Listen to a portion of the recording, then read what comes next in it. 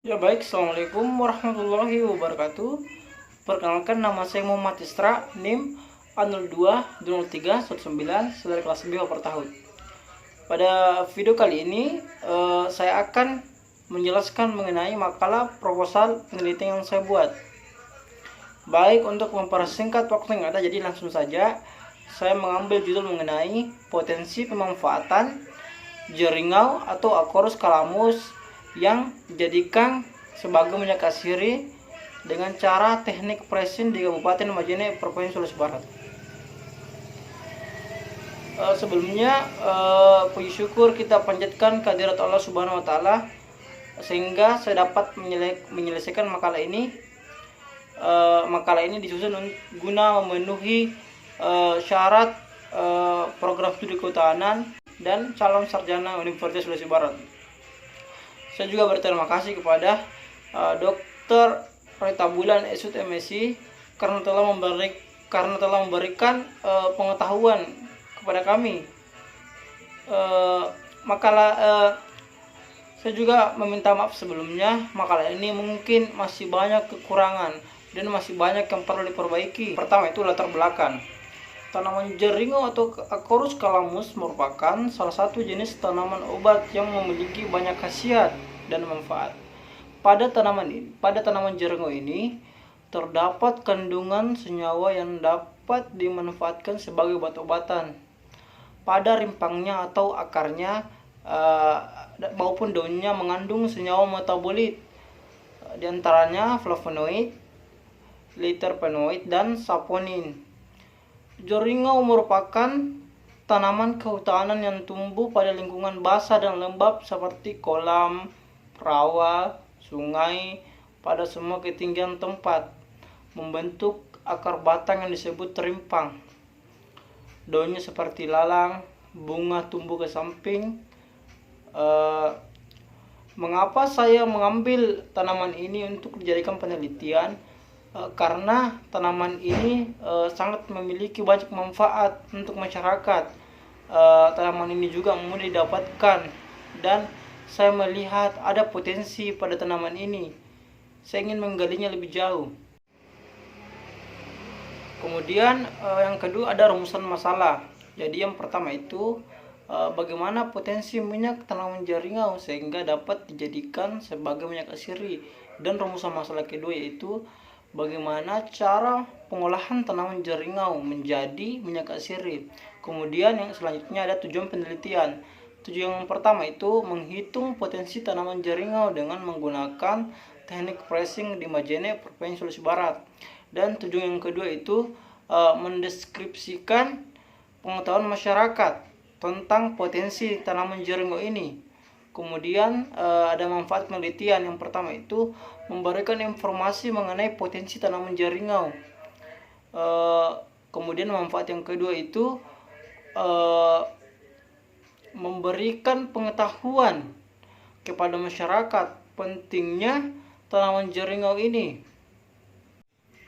Kemudian pada bab 2 itu tinjau pustaka yang pertama membahas mengenai jeringau. Jeringau ini mengandung senyawa antibakteri yaitu fenolat, flavonoid, saponin, dan terpenoid dan minyak asiri. Jeringau adalah tanaman yang biasa digunakan dalam pengobatan. Untuk mengetahui aktivitas antibakteri ekstrak rimpang jeringau dalam menghambat pertumbuhan bakteri serta menentukan konsentrasi ekstrak terbalik dalam menghambat masing-masing bakteri. Metode eksperimen dengan menggunakan rancangan acak lengkap atau RAL dengan 5 perlakuan dan 2 ulangan, yaitu konsentrasi 40%,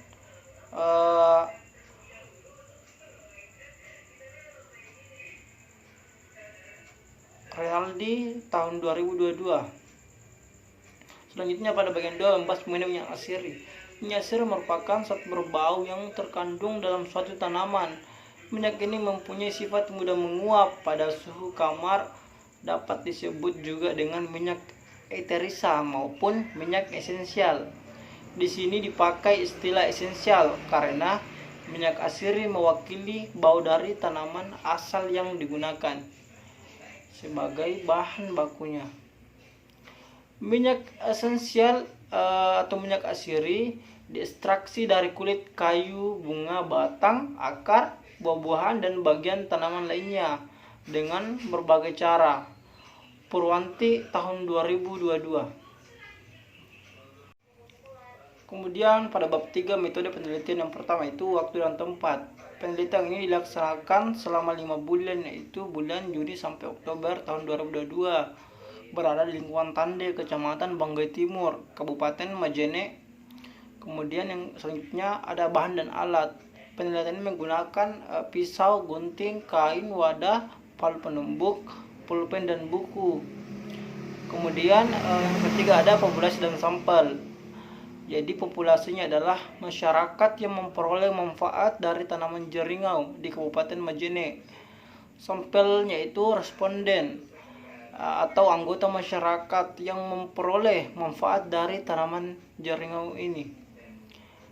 Kemudian teknik pengambilan sampel dilakukan dalam penelitian ini menggunakan metode sensus, yaitu semua anggota populasi dijadikan sampel.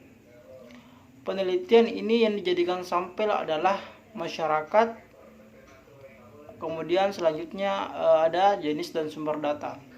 Data sumber yang pertama itu ada data primer. Data primernya itu terdiri dari jumlah tanaman, lokasi pengambilan, dan data primernya berupa identitas responden, nama, umur, tingkat pendidikan, dan jumlah tanggungan keluarga. Kemudian yang kedua ada data sekunder. Data sekunder terdiri dari jurnal dan bisa diperoleh dari kantor desa, kantor lurah, serta instansi-instansi yang terkait. Kemudian selanjutnya yang kelima ada teknik pengumpulan data. Yang pertama itu kita menggunakan metode observasi dengan melakukan pengamatan secara langsung, dengan mengandalkan pengamatan secara langsung terhadap objek yang akan diteliti. Kemudian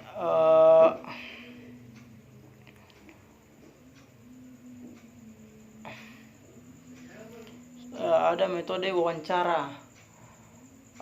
Pada metode ini kita mengumpulkan data dengan wawancara mendalam atau interview dengan proses memperoleh keterangan dengan cara tanya jawab. Kemudian terakhir itu metode kuesioner. Kita menggunakan metode ini untuk mengumpulkan data dengan cara memberikan daftar pertanyaan yang tertulis yang ditujukan kepada responden.